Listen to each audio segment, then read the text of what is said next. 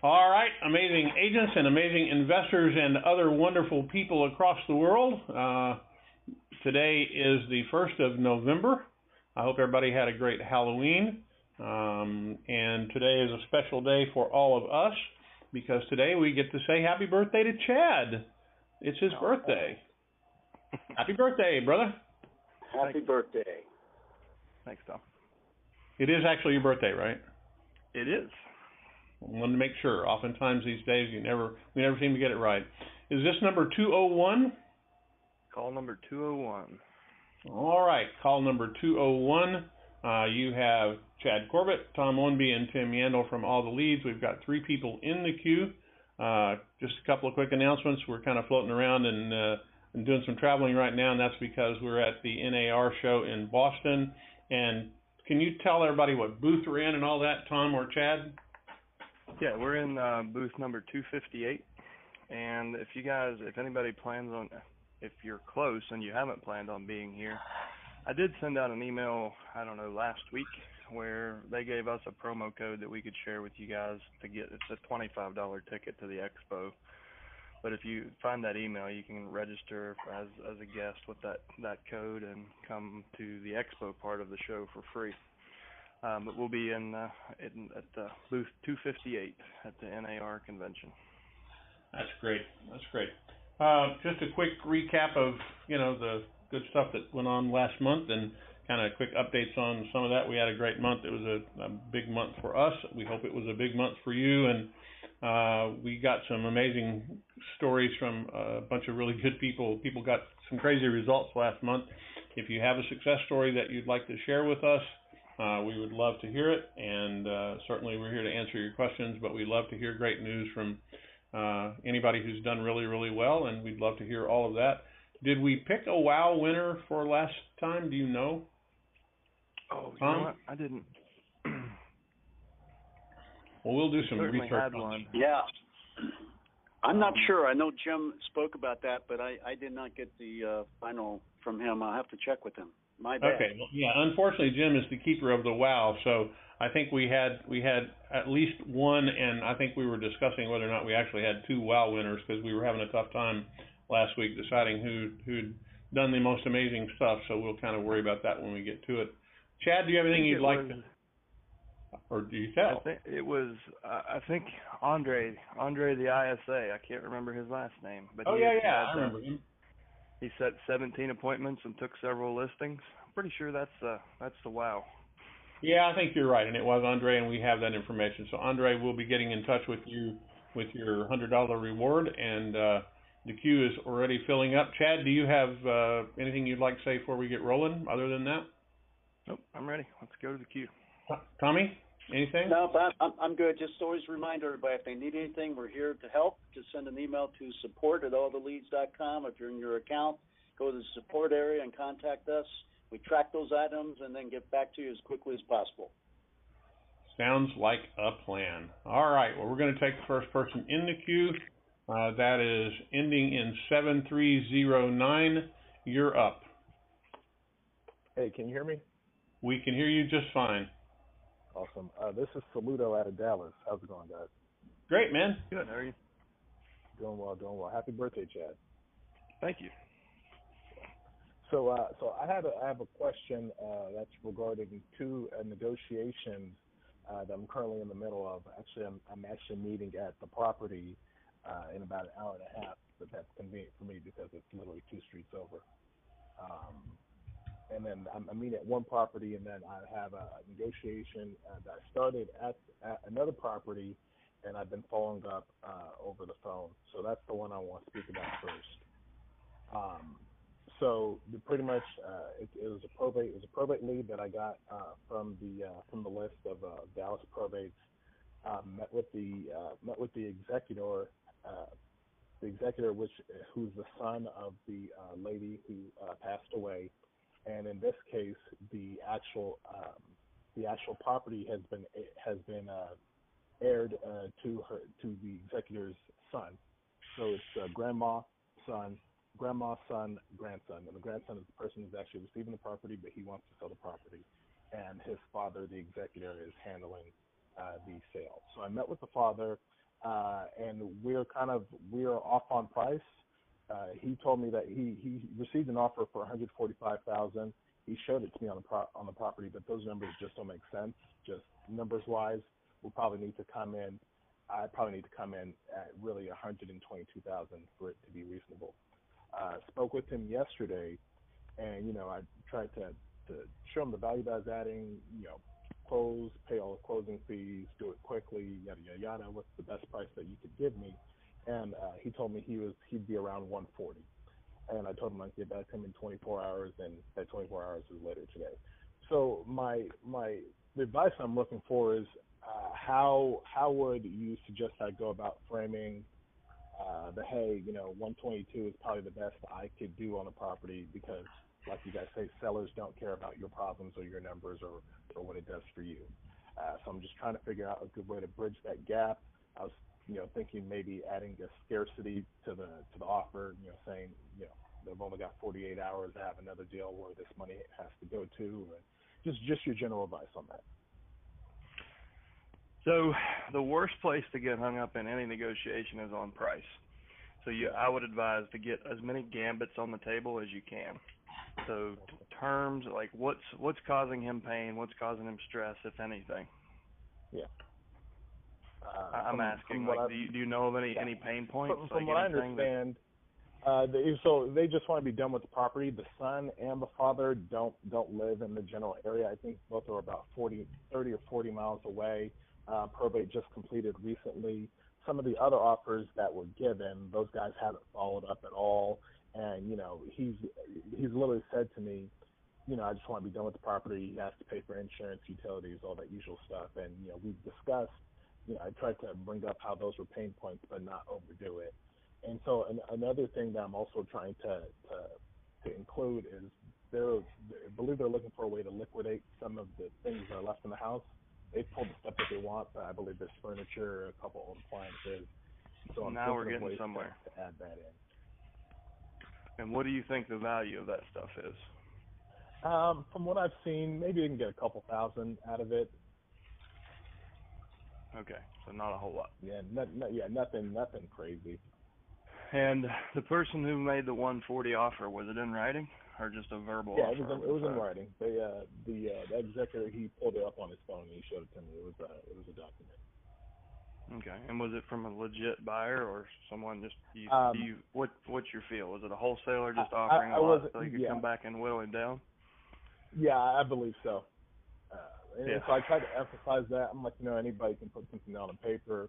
He himself said that they haven't followed up, and we both kind of agreed that the proof is in the pudding, and here I am. And the person who said they can bring that money hasn't even followed up with you in a couple of weeks. Do you have proof of funds?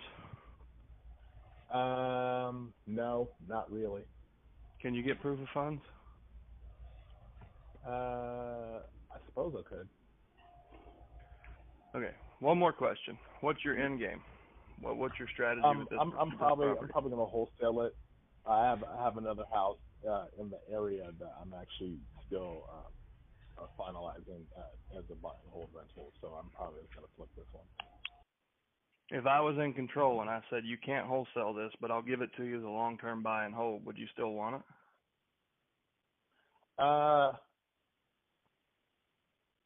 Probably not, because it's probably going to take about $25,000 extra to repair. I mean, ideally I would, but I wouldn't be in the position to do that right now because I literally have another property a few miles away.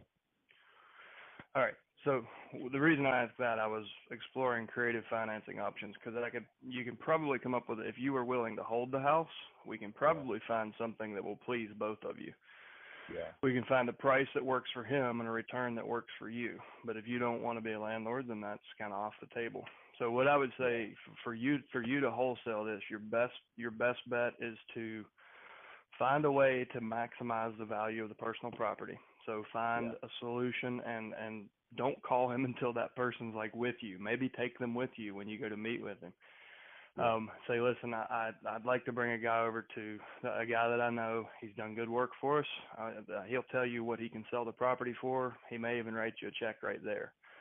But, bring as much benefit as you Value. can, as much value to them as you can. And I doubt you're going to close a $23,000 price gap with $2,000 worth of value, but you may get closer. You may get into a territory where, I mean, what would you put this out to your buyers list at? I'd put it at about 126 or 127. And so you do have to go low. Nothing crazy. Yeah. I don't know if you're gonna get this one, man. I know. I mean, if you are willing to, if you're willing to buy on terms and hold it for a while, I could easily see how you can put a deal together. But as a wholesale, you got a wide gap and a lot of competition. I don't know if you're gonna get it. How much stuff is in the house? How much stuff is in it? It's a good amount. The house is pretty full. But I'm saying, is it full of stuff? In other words, have they cleaned the house out at all, or is it just sitting where the person deceased died in it? The owner told me that they've cleaned it out and they've taken things that they wanted out, but it looks like, you know, it looks like someone could have lived in there last month. So here's the other thing that I think you might also talk about, which is, what are your plans for cleaning the house out? You know, removing all the personal property and all of that, and there's a cost associated with that as well. Your wholesale buyer, your estate buyer, may take it as is and say, we'll remove everything, but I would also play that side of it up a little bit and ask them, you know, do they have plans and what's it going to cost them to move all the stuff out and all that. But your span between what you'd be selling it for and what you're willing to pay is pretty low. Do you think the ARV on that, what would the after repair value be if somebody put $20,000 in it? Would it be a $180,000 house? It'd be about $200,000. Yeah. So and you're going to put it out to 127? Is that what you said? So there's about $25,000 to $30,000 in my estimate. It has a good amount of foundation work that it needs. And so that was at about a 23% discount, and then subtracting the work that needs to be done and about a $5,000 fee on top of that. That's why. So there's a $40,000 spread. Why don't you flip it? That's where I was going. That's a good question. Fear is the answer. Yeah. That's exactly where I was going as well. Is flip it. It sounds like if you get control of it and flip it, that's your best opportunity to make money. Wholesaling it for $5,000, you're gonna eat yourself up for $5,000. So here's the deal: if you don't want to step off the ledge, we'll give you a baby step. So why don't you? How big's your buyers list? Do you have a good buyers list? Not big. Really, about 5 or 6 people consistently. I really need to expand it. Well, let me ask a better question. Do you not have good relationships with people who flip homes that are good at it? Yeah. So why don't you bird dog it over to one of them, buy it at 140, let them flip it and do a profit share, do a JV on it? That is a good idea. So that way you don't have to take the risk. You get to learn firsthand from somebody. You know, you can model how they do it. You don't have a whole lot of risk, but you're not passing on a deal. Yeah. That's a really good idea. So the way you beat the 140, you don't want to get in a bidding war. I would pump up your earnest money and actually take it in cash and show them, because there's a really, really good psychological impact there. And just paper clip $500 bills to your contract or whatever it is. I've pushed earnest money as high as $25,000 because I knew I was coming in low on price, and gotten deals. And I knew, I wasn't going to back out on my own damn deal, so it was a moot point. Earnest money is a great negotiating gambit that seems really impactful for the seller. But as the buyer, if you plan on doing what you say you're going to do, it doesn't matter if you put it down now or in 2 weeks, right?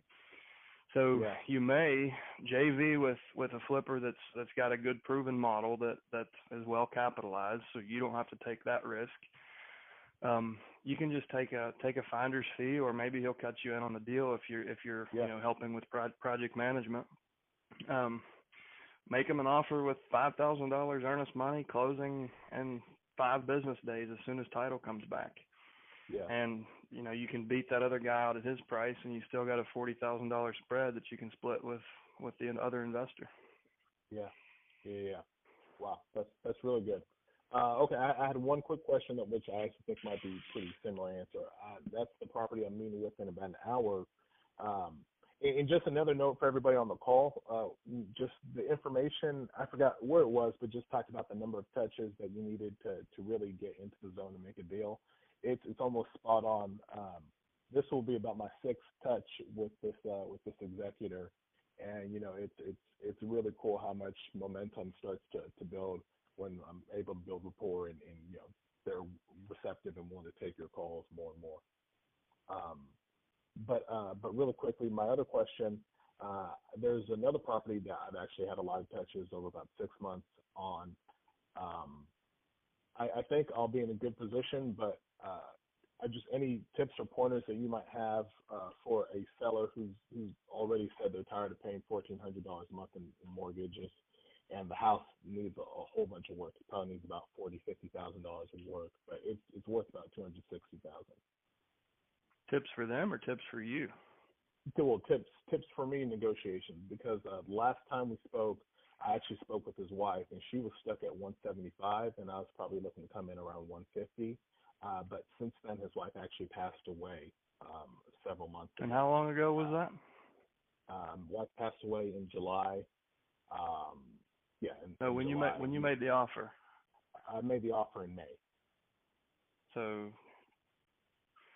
you just covered half of the spread by doing nothing, or they did. So they paid $7,500 to sit on their hands, and you were only $15,000 off, right? Yeah. So this is kind of abrupt. You may find your own approach to this, but I would say, Mr. Seller, would you like me to come back in 6 months when the gap has closed itself and you've already wasted that money, or would you like to take my offer? Yeah. Good point. Real good point. So is he probating his wife's estate? No. So it's also kind of confusing from what he said. He said that she has a will, but he's not probating the estate for some reason. I don't believe he has a fully authenticated will, because what I've suggested is an affidavit of heirship for him, just to kind of make the process more convenient. And he seems to want to go down that route. Yes, I mean you've built a team of people to help folks in this position, and this is kind of the unexpected second layer for him. So look for any way you can to bring any of your team members in and help with the situation he's in. But he needs to understand the reality of they wasted $7,500 because they were procrastinating. Yeah. And nobody else came along. But nobody else came along in that time frame to offer him 175. So it's a true loss, right? Yeah. And if I were you, I would take your 160 offer in writing on a purchase agreement with earnest money, and say, listen, we'll talk about this in a minute, but let me ask you a few questions. Is there anything, like, we help families through this all the time. I know you just lost your wife. What's the toughest thing for you? Like, I'm sure there's something I can do to help. Yeah. And build stronger rapport with him, find ways to help him, and then say, okay, now let's get back to this. 6 months ago I was at 160. Unfortunately, you've already, paid $7,500, between what we were, $7,500 in expenses.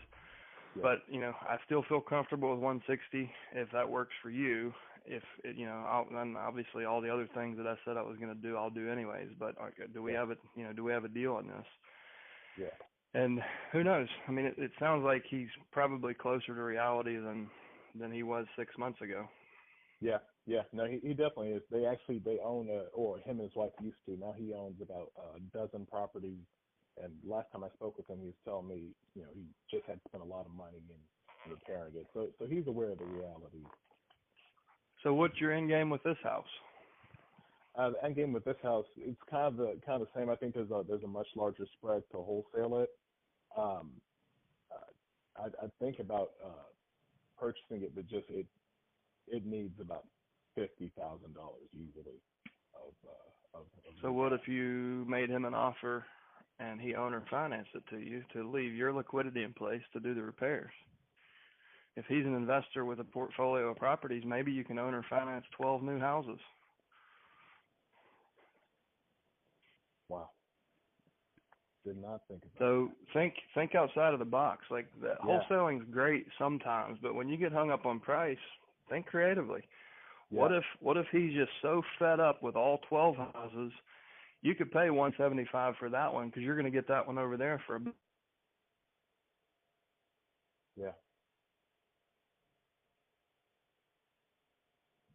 Chad? Hello?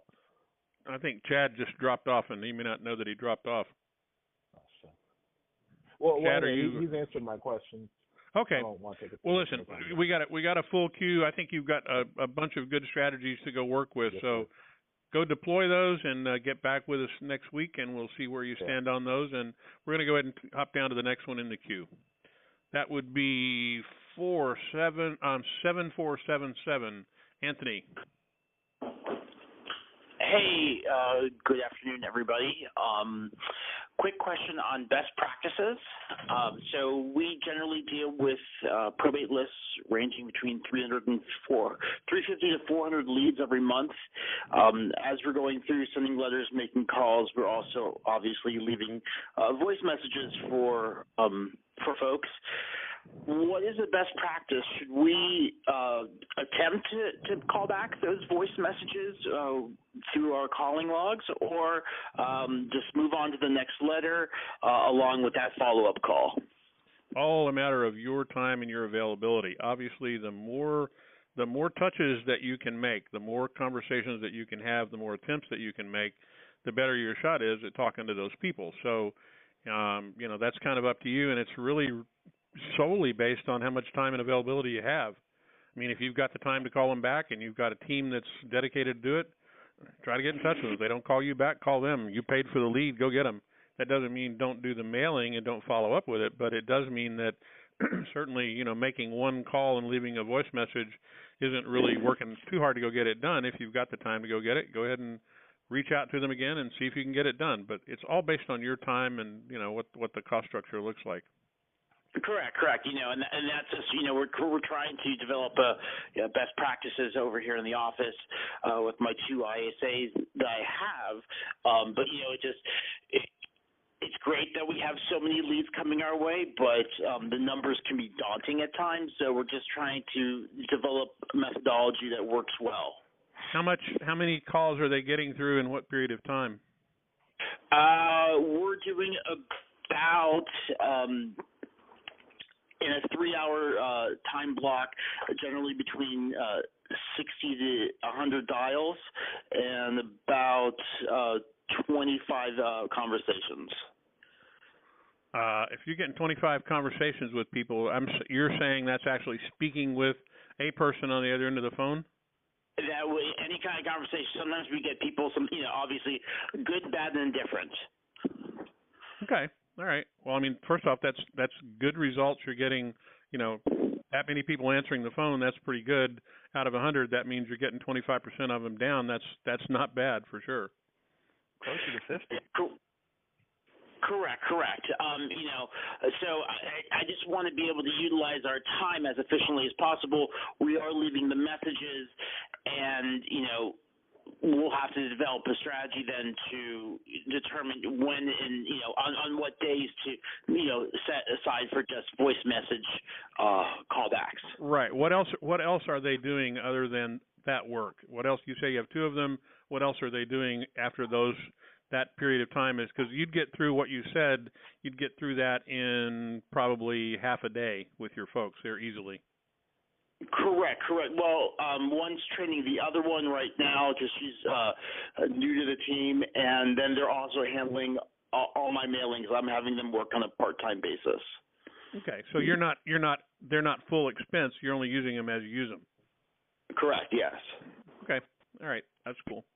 And Chad, I think while you were dialing in, his question was, if he's already called and gone through the list and talked as many as he could and left voicemails for the rest, do they go back and make calls to the other people? And my question to him was, what's the time availability for it, assuming that they were full-time people, and they're not. So it's really a matter of what he wants to spend his money on in terms of looking at it that way. And, you're here so you can chime in now.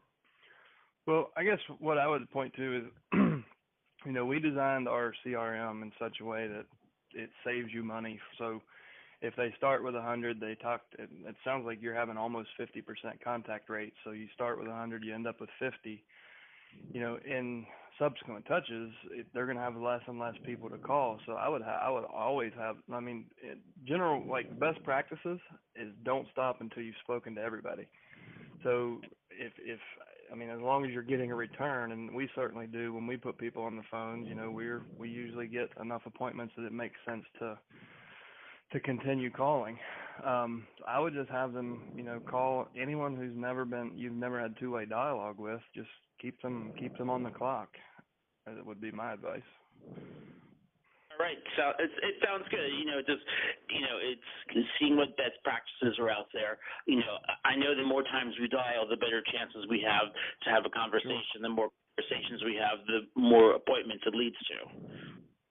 Well, your best practice needs to be based on experience as well. Every market has some degree of market difference, and if you're calling in your particular market, and like you said, you're getting a 25% hit rate on your calls, that's a good hit rate, and you should be having some good conversations and getting some good appointments out of that. And I just work your metrics against that, work your cost against it, do an ROI on your cost, and determine what you want to spend. You've got a system there that you can run by the numbers. If you know all of those numbers, it's a matter of what do you want to spend to get a lead. Correct. No, I concur with that. Okay. So and your contact rates are awesome. So I heard you made 60 calls and you spoke to at least 25 people. Did I hear that right? We're doing, between every 60 to 100 dials, we're talking between, 20, 25 people. Some of them, good, bad, and indifferent. So I know the more dials that we have, the more people we're going to talk to. Okay, so out of those 25 conversations, how many appointments? I'll generally, out of those 25 conversations, we'll get about 2 to 4 appointments, or continuing conversations to keep talking to the individuals. Okay, out of those 2 to 4 conversations / appointments, how many turn into listings or acquisitions? Generally about possibly 1. Okay, so in a 3-hour call block, we've taken that down to at least 1 transaction. And are you buying it or are you listing it? Working towards, listing appointments. Okay, and your median price is what? Our median price is about $275. Okay, and you're at a 3% commission? Correct, yes. All right, so there's $8,500 for a 3-hour call campaign. I would keep them on the phones every second I could. Yep. Okay. Because your company's making $8,500 in revenue for a 3-hour block of, I'm guessing, what, $50-$60 in labor? Yeah, approximately so, yes. That's a pretty damn good return. Okay, then we're going to make a couple tweaks to our scheduling days, and what we're going to are we calling new leads, following up on voicemails, going back, touching old leads. So this has really helped. I have a better idea in my head having talked it through now.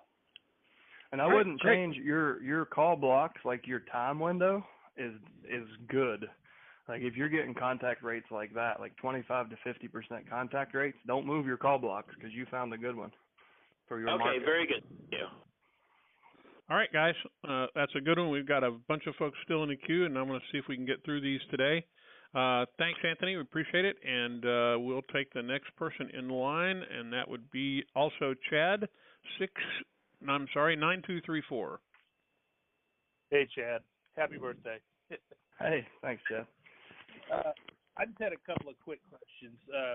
One, if you're a WOW winner, how do you get that, or who are you supposed to call? Our team, I was just going to say, our team, we announce it on the call, and someone from our team will reach out to you and determine the best way to get that to you, whether you want it as a credit against something or you want us to do something else with it, and we'll reach out to you and make that happen. Okay, because they said something, I guess I won from not last time, but the previous time or something. There was 2 winners. but I wasn't sure what the deal was. Oh yeah, we gave one person a Cadillac. You won the steak knives. Yeah. Yeah, but they were Ginsu. They were good ones. They were nice knives. Okay, so somebody did reach out to you. Okay. We'll have someone reach out to you, Chad. If whoever your account manager is. Yeah. Okay. And then, is there any particular sales training you'd recommend going through? Sorry, any what? Sales training? Sales training that you would recommend going through if you have no sales experience? I would recommend waiting tables. I I'm serious, man. I remember your story. That taught me more about people and just organizing. Anyway, it's hard for me to recommend. I've never had any like formal sales training. I've just read a lot of stuff. I mean, a lot of people follow Grant Cardone. Not my style. Right. Are you a realtor, investor? Are you looking to do both, or? Yeah, I'm looking to do both. That's okay, Tony. I've been listening to your stuff, and it's not sales specific, but the one thing that helped me understand human behavior better than all the other stuff I've read is Tony Robbins' Unleash the Power Within. Okay. Like just understanding the basic needs and what makes people act and react is the best sales training in the world, and that's probably the best that I can point to. Yeah, I'm just I think I just need to make a lot more calls because I stumble through it a bit and get objections, Well, you just need to go make a bunch of omelets, buddy. You need to crack a lot of eggs. Yeah, that's right. Okay. I mean, cool. I had the fortunate opportunity, like I started in a resort environment, so I literally had a revolving door of people at ski resorts and beach resorts that would come through. So I had appointments just one after another that weren't scheduled. Like they were walk-ins. Like we actually had foot traffic, which I'm sure for most everybody that's a foreign concept now in today's age. But that was really where I built my skill set, was just paying attention to what worked, but more importantly, what wasn't working. And every appointment made me a little bit better. Okay. And I'll just give you one other watchword, which is talk less and listen more. And I don't mean that about your calling. I'm just saying in general, if you'll listen to what people are saying when you talk to them, biggest mistake anybody ever makes in sales is they ask a question and then they go ahead and try and help answer it before they give the person the opportunity to do it. You will lose way far more than anything else. Ask a question, sit quietly. They'll answer you. Okay, cool. Thanks. Zig Ziglar. There's a book called Ziglar on Selling. And unfortunately, Zig's no longer with us, but that's a phenomenal, foundational sales book that I'll recommend. Yeah, I've been to some of his stuff. He was here in Dallas. He lived here in Dallas. Yep. Zig was a cool guy, and he's all about listening to what people tell you too. That's one of his big watchwords. All right, man. Yep. Go get him. Thanks. All right. All right. Our next one up is caller ending in 1575. Hi there. Hey there. Can you guys hear me? We hear you fine.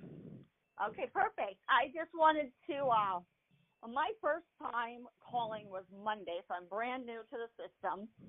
And I did Sly Dial, and I had it call all the numbers, and I have not been able to keep up. The response has been incredible. I think I talked to 40 people in just a few hours, listed a house, and have 2 other appointments set. But my phone keeps ringing, and people keep calling me back, and I'm just having trouble keeping everything organized and who I talk to and when I'm on the road. Any suggestions? Get some help. Yeah. I guess it's a good So problem. are you, when you're having these conversations, are you changing the rating in the CRM so you can keep track that way? I'm trying. I'm sitting in front of my desk now. I write down all the phone numbers, and I'm finding them in the spreadsheet. Then I have to go back to the CRM and update it, and it's just overwhelming. Now, what spreadsheet? You mean the export from Sly Dial? Correct. Yeah. I just put it into the spread. Yeah, into the Excel. Yeah. Well, I mean, the best thing you can do until you do find admin help is use the CRM to help you out. I mean, we built it to be very simple, but so it's not a huge learning curve. Like people, so someone in your position that's new to this, that's overwhelmed, can, you know, the CRM doesn't become another challenge. It's hopefully a tool. So use the rating. So anyone that you've had good conversations with, you can rate them. There's even tagging in there, so you can create your own tags. And a tag could be like, you know, spoke to, selling in 30 days or something like that. So you can do a bit of customization to find your best workflow for you personally. But I mean, you've got a pretty damn good problem, wouldn't you agree? Yes, yeah. I think it's just you need to just kind of put your head down and focus on using the tool, and then you'll find your most convenient efficient workflow in there. Yeah. I mean, the return has been great. I mean, everyone's calling me, and I'm not really having to do many outbound calls as of right now. My phone's still ringing. I'm still catching up with people, but yeah. So how many were on your outbound list? How many messages did you drop? 197. Wow, and that is a good response. No kidding. Yeah, and I spoke to 40 just on Monday. And I still have people calling me back. So we can't let you off the hook without hearing your message. Can you role play it for us? Sure. Let me get it. It's right here. All right. I talked to Jim too, and he said that there could possibly be that there was a lawsuit or something about doing this. We'll talk about that in a second. I want to hear your message. Okay. Here we go. Let me. Hi there, it's Angela, Orlando Probate Professionals. I just wanted to follow up on the letter I sent you last week and make sure you understand why we sent it. If you could please give me a call back. Again, it's Angela, 407-543-2573. Again, 407-543-2573. Did you hear it? So that's our tried and true message, and delivered with good enthusiasm. So that's good. So to answer your other question, so what you need to educate yourself on is the Telephone Consumer Protection Act, or TCPA. And essentially what it says, unless somebody has given you explicit written consent, you can't drop a ringless voicemail to them. So you can decide what your own risk level is. It's not like, you know, a lot of people do it. But that's what Jim was referencing, and what you should look at is TCPA and auto dialers. Okay. But your result is pretty exciting. I mean, to drop 200 calls and have 40 conversations, that's better than I've ever done with ringless voicemail. That's awesome.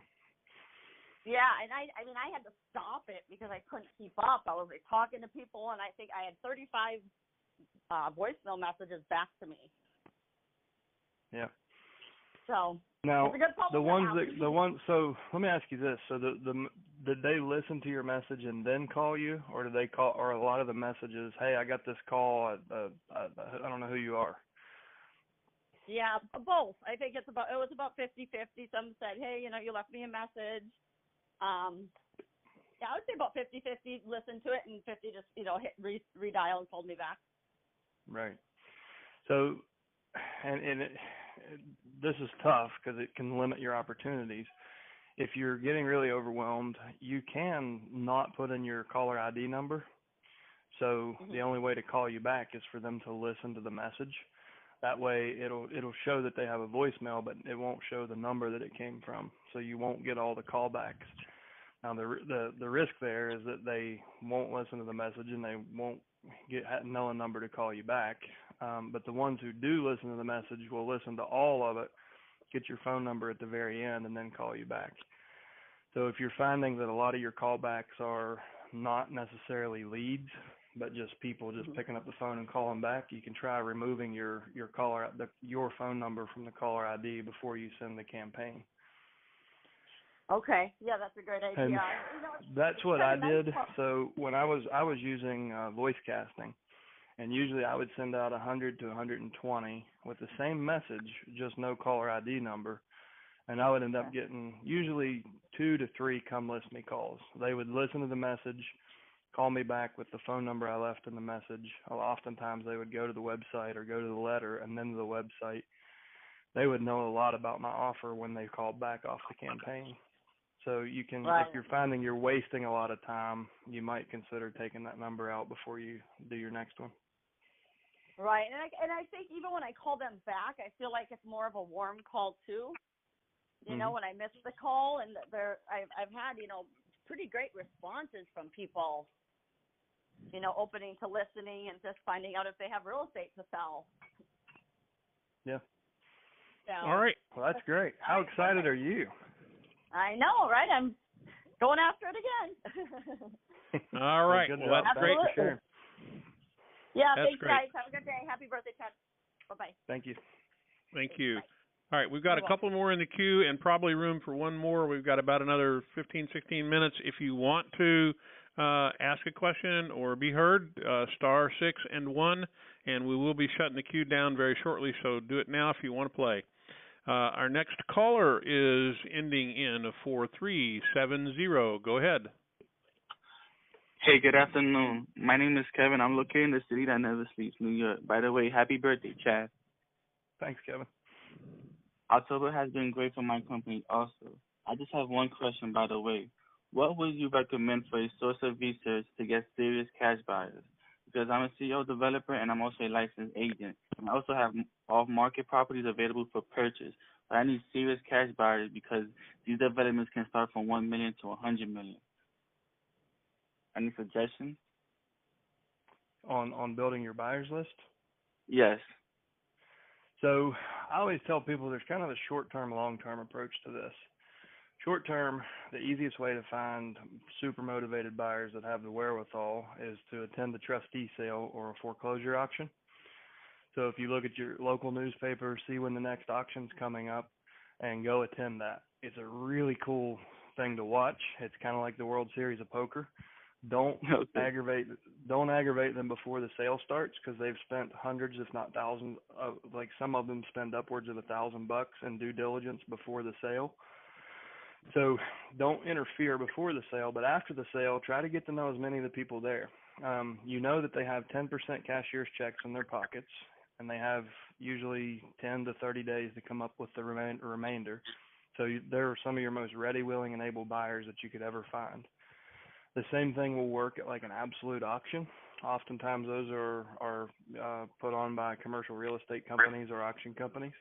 So look for absolute auctions and trustee sales to find people like right now that are ready to buy. Great, thank you. The longer term approach is go to your local real estate investors association meeting.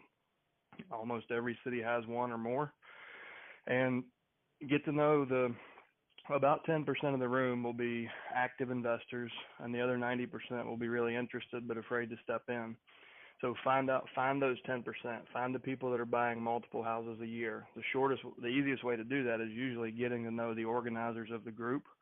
They'll be the first ones on your buyers list, but they'll also introduce you to people and be able to kind of profile people as you get to know them and say, hey, you really need to meet Joe. He's looking to buy 10 this month. And they can introduce you to really serious cash buyers and help you kind of sort through the group. But that's a longer term approach. Just to, I guess, an ounce of encouragement. I moved from Hawaii to Virginia in 2012, and within a month, I was presenting at my local REI. I had never bought a house in the world. I was presenting my research as I learned the market. Within 6 months, I had over 100 cash buyers on my list, and I've done hundreds and hundreds of transactions from that group, both mostly like conventional listings. Rental houses, things like that, like on-market deals I've done from that group. But I've also done a lot of wholesale, creative financing, stuff like that. So you can get a lot more than a buyer's list from those meetings if you go and, find ways to provide value to the group. Great. Thank you. Only other thing I would add to that is to also, depending on your local market, you may find advertisers that are, buyers and wholesale buyers. They're actually advertising on Craigslist, or people advertising what is wholesale stuff on Craigslist, and you might want to inquire as to if they are in fact a buyer and that sort of stuff. You can look at it. Some people even put money to lend up on Craigslist. So it depends on your local market, but I'd go there. That's a free resource also to look at. Okay, thank you so much. One more story I just remembered. So I had one of my first deals I ever had under contract was a duplex, and I put out a bandit sign just to gauge the interest because I didn't have a buyer's list yet, or I had like maybe 12, 15 people on it. But I wanted to gauge the interest level for multifamily. So I put out a duplex, 2-2 duplex owner financing and my Google Voice number. I think I put like 60, I had 64. No one goes on my buyer's list until I've spoken with them. Like I have to have two-way dialogue or they're not really a buyer, right?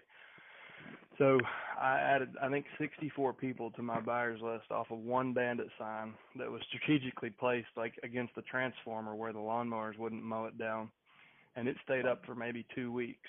So if you've got a deal under contract, put it out there on a bandit sign. You'll be surprised how many people call you. Like, and try to get it near Home Depot and try to get it up against something where it won't be blown away or mowed away. Okay. Thank you. And if you do use Craigslist, all you got to do in terms of finding it is type in your search bar on Craigslist, type money to lend. And that's what you're looking for, and that'll bring them up. I just did it in 3 different markets and got a bunch of listings of people who wanting to lend money for flips and most any purpose. So it'll all work. Thank you so much for the information. I do appreciate it. Okie doke. All right.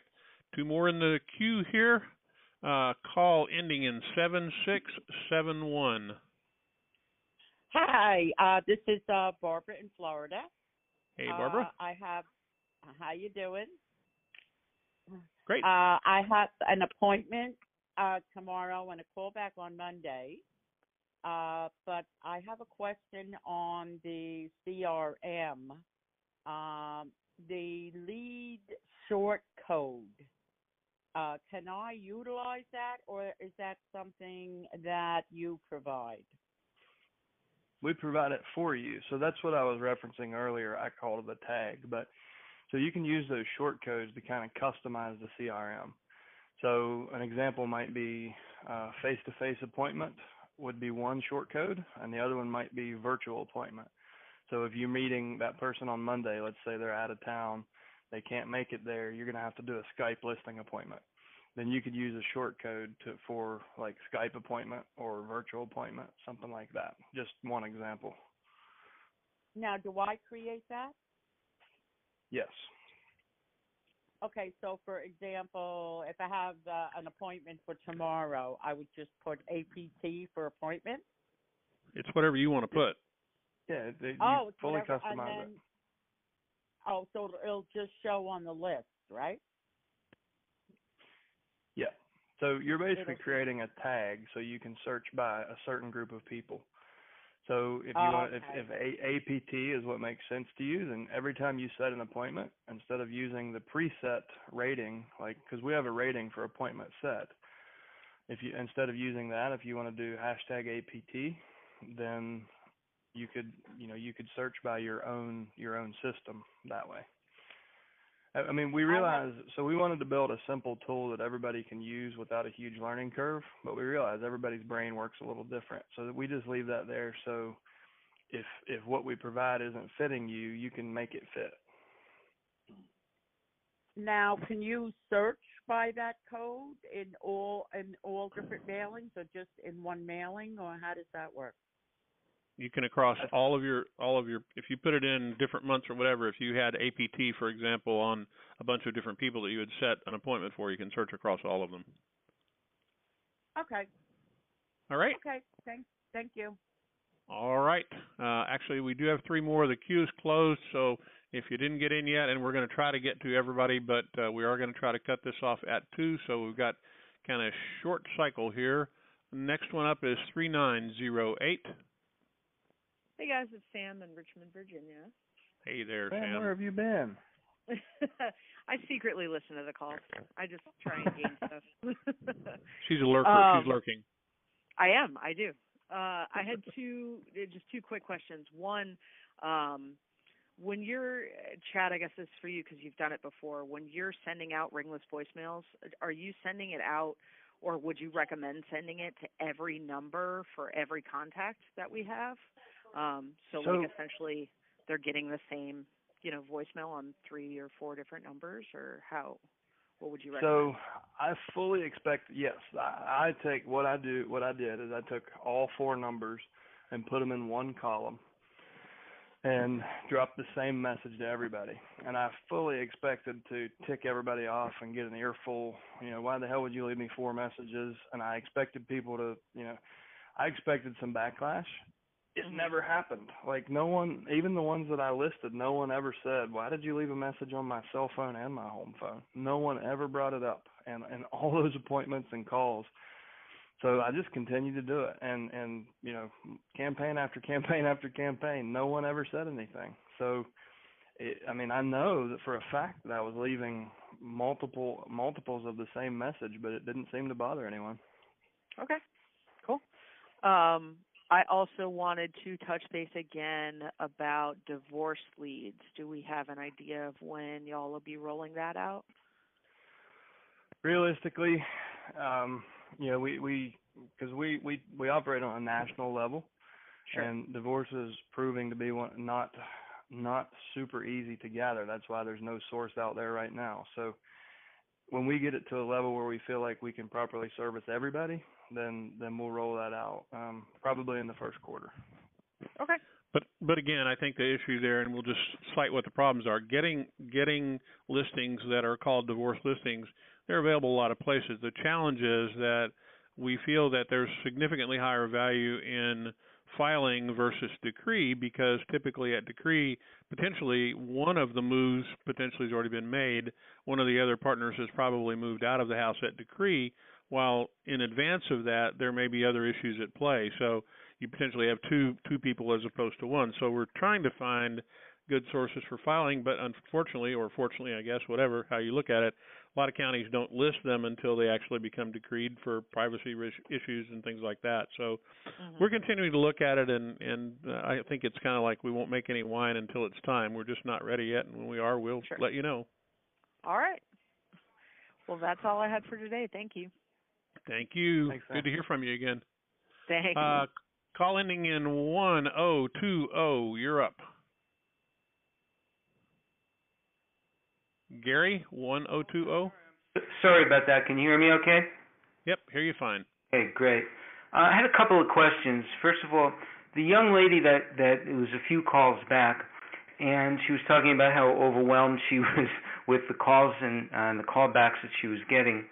I couldn't quite hear her that well, but it sounded like she said she was using something called a Sly dial. Did I hear that right? She's using Sly Broadcast. Sly Broadcast, okay. I've never heard of that. Can you give me a kind of a quick explanation of what that is? Sure. So it's a ringless voicemail platform that delivers to only cell phones. So any cell number that you upload into the list, it'll play a pre-recorded message, but it won't ring the phone. It'll just deliver it directly into their electronic voicemail. There's another one that's called voice casting. It's the parent company is Voice Logic, and the difference between the two, that one's about twice as much per dial, which I think it's 5 cents for Sly Broadcast and 13 cents for voice casting. But the difference with voice casting is it delivers to both landlines and cell phones as long as it's electronic voicemail. So those are the two tools that we've had experience with or heard success stories from. They both work basically the same. You upload a spreadsheet of numbers, a pre-recorded message, click send, and everybody gets a ringless voicemail and wonders why they didn't hear their phone ring. Okay. So you can get a whole lot of calls back, like she did, because people were like, "Well, how did I miss that call? My cell phone never leaves my hand." Right. And they just click call back. But those are the two services. And the other thing that we talked about during that conversation was make sure you're familiar with the TCPA, or the Telephone Consumer Protection Act. Okay.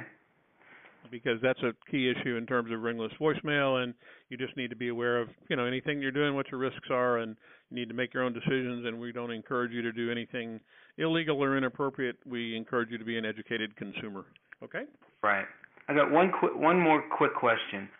Time of day best time of day to make calls? Is that early evening? I mean, what's the best time to make those calls? It varies market to market. We have for years referenced an MIT study that basically over 86,000 calls they found Tuesday, Wednesday, Thursday, 8 a.m. to 10 a.m., 4 p.m. to 6 p.m. But our own ISA call center has proven that study wrong day in and day out. We call it at all different times, and we're successful at all hours during the day. So it's you kind of have to jump on the phones. I mean, you heard me tell the person earlier, don't change your call block, because they're getting 25 to 50% contact rates at whatever call block that is. Right. And you need to find, do it a few times, move your blocks around until you have enough data to really say, okay, this is my market. I'm talking to the most people during these times, and then lock it in.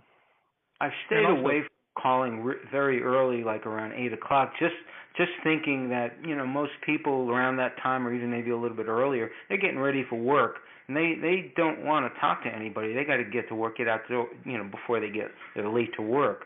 So that's why I've always stayed away from that, and I've leaned more towards the end of the day, early evening for my call blocks.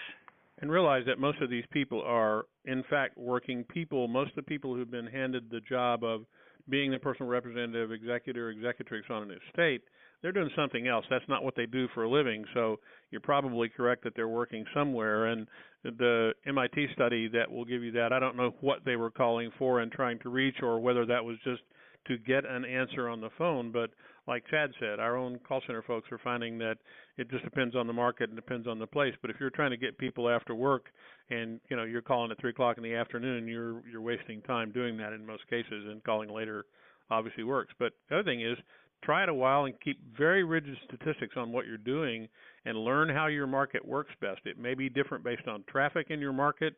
If you're in LA and you're trying to do Orange County stuff, and that the freeways are jammed until 6:30, start calling at 7. You know what I mean? Right.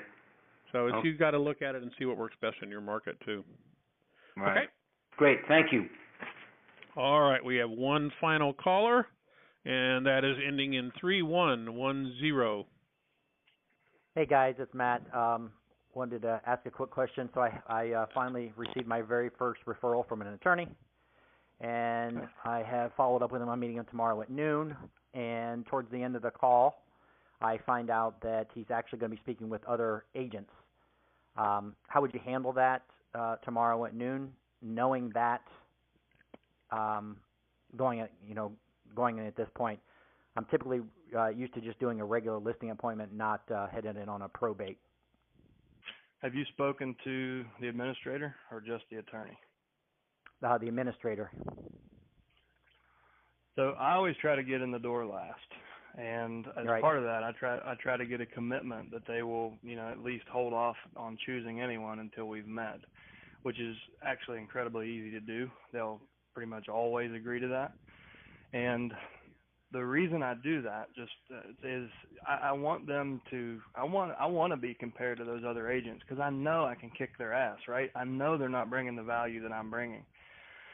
So be a really good listener, focus on what their problems are. They'll kind of draw a roadmap for what you need to say, and then be the last one through the door. And they will be so shocked at the contrast between the other agents talking about me, I sell houses, I do this, look at my iPad, and your approach of you. And that's why I always preach focus on people and situation, because that's what they really care about, is they care about themselves and their situation. And other realtors tend to not focus that much on their clients. They focus so much more on what I can do, what my brokerage did, what Gary Keller did. Like, they talk about things that don't really matter to the consumer. So focus on the consumer and be the last one through the door. You'll get 9 out of 10 listings that way. Okay. And ask the right questions when you're there around the team that you've built. If you've built a team of services, as Chad has taught everybody that ever gets on our calls, we lead with values. So if you've got a team of people that help with the estate, that help with moving property out, cleaning crews, all those sorts of things, it's reasonable to have those conversations and ask questions about the insurance. Turn that interview into the opposite kind of an interview. Make sure they've done their homework as well. Take control of the conversation as best you can. But make sure you're organized and get your points in, have leading questions that will lead back to the services you provide. Okay, so again, I didn't find out. I guess it was one of the last things that he actually parted with. He just wanted to. He said, "I just want to be up front, let you know that I will be speaking with other agents." So at that point, I had already booked the meeting, had already went through, found out the property, found out he doesn't want to rent it, he wants to sell it, doesn't want to put any money and fix it up. It's over a 750 property. And then, like I said, tomorrow I'll see you at noon. Hey, just wanted to let you know. So I always like to be the last one in as well. But I kind of got caught off guard, and I'm like, well, I didn't want to reschedule the appointment. So going in on the appointment, what I hear you say is, do not do my normal listing presentation. Just I do have a trifold, and explain that I have a local team there to help in situations like that. Would that be correct? Yeah, man, I wish I could put you through mastery overnight. Session 3 would help you a ton, because I give you a lot of tricks on how to really insulate yourself against competition. So here's what I'll say in the interest of time, because we're over the hour. I'll give you one thing. The way I close out every initial conversation is with, I kind of call it my insulation clause. So when I wrap up an initial phone conversation before the listing appointment, and you'll have to decide if you can call back and do this, I try to, because there's always a chance someone's going to come in that you didn't know about, an investor or a realtor or whoever. So I try to show off my knowledge a little bit, just so I stand out if I'm in a place where I can't compete or defend myself, not present. And I'll say, one last thing. I almost forgot. When you met with the probate clerk, they asked you to pull together the will, the death certificate, list of assets, list of liabilities, list of heirs. Have you gotten all that done? Okay, great. Well, if you don't, can you bring that when we meet tomorrow? The reason is what we do is we'll make a PDF of it and go ahead and send it to the title company, so that way when we're under contract, they've got what they need to close the chain of title. Does that make sense? Okay, perfect. And then just wrap your call up. So I'm doing two things there. One, I'm showing them that I fully understand the probate process in my local market and what they're going through. But two, I put an assumptive close in there. So when we have your house under contract, it'll already be at our title company. So if they say yes to that, subconsciously they're one step closer, if not already your client. You'll have to figure out if you can call back and do that before the appointment, or if you want to do it during the appointment. But when they meet with another agent who doesn't know much about probate, and they don't know they're not talking about the probate specific things that they might need guidance on, it's going to be night and day. So any reason that you could have to call them back to say, listen, I thought about after we talked, and I forgot to ask X, and just to really show that you know what you're doing, you know what you're talking about. That way, if they're meeting with other people, they're going to remember that. When the other people don't talk about anything specific to their situation, and you did, that will differentiate you in their mind. And even if there are people coming in behind you, if you do things like that during the listing appointment, they will notice. So just, as Tim said before, the best salesperson is the best listener. So really focus on the people in the situation, understand their problems, and try to be able to think on your feet and bring as many solutions at the listing appointment to discuss. Now, don't give away the names of your vendors or anything like that if they're not willing to sign the listing agreement. Just tell them what you intend to do and what you think is their best option. And if they don't close, then just walk away and leave that curiosity in the air, and hopefully they'll call you back when they realize your offer's way stronger. Okay.